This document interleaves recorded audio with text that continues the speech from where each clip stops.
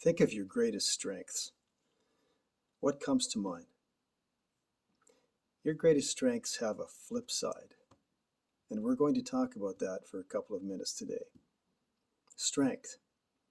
You feel compassion for those who live with a personality disorder, and you befriend them and support them. Weakness. You feel compassion for those who live with a personality disorder, and you let them dominate and control your time and plans, causing friction in all of your other relationships.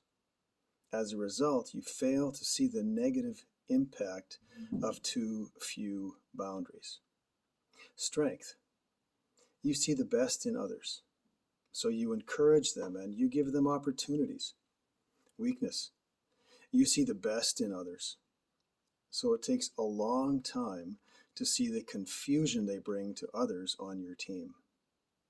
Strength. You think in great administrative detail, so you foresee details and problems. Weakness.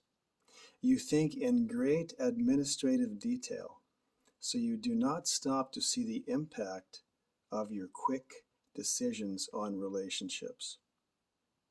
What's a healthy way to walk the line in our own strengths/weaknesses?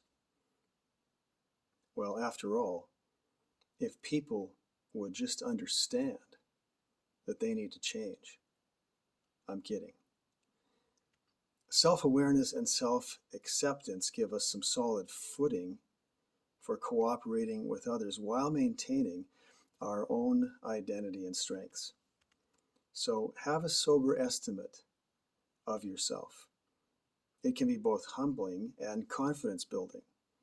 Completing a personality profile and learning how our default responses impact other people helps us grow our shadow side. I experienced this recently. I filled out a profile that I've done a number of times over the years, but my answers led to a result that was slightly different in one of the quadrants because my shadow side has developed over time. The principle is that we have never arrived. And as I've noted before, we need to just keep showing up and growing up.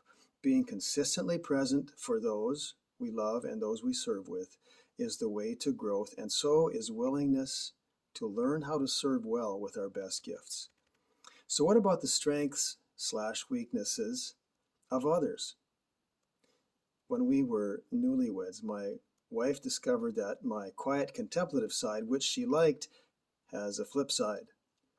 I can get lost in my inner dialogue instead of talking to her. We've learned prompts like, "What are you thinking about right now?" Or, "Where did you go in your head?" Or, "What's on your mind right now?" One strategy for interacting with others' strengths/weaknesses is probing questions like these. But keep in mind that persons who process internally might need more time to understand what they are thinking. Another helpful principle is to trust each other to have good intentions.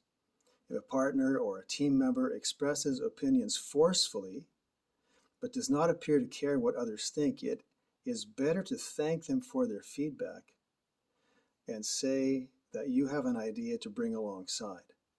Then compare the strengths of the ideas. Probing questions and trust building go a long way toward both peace and productivity.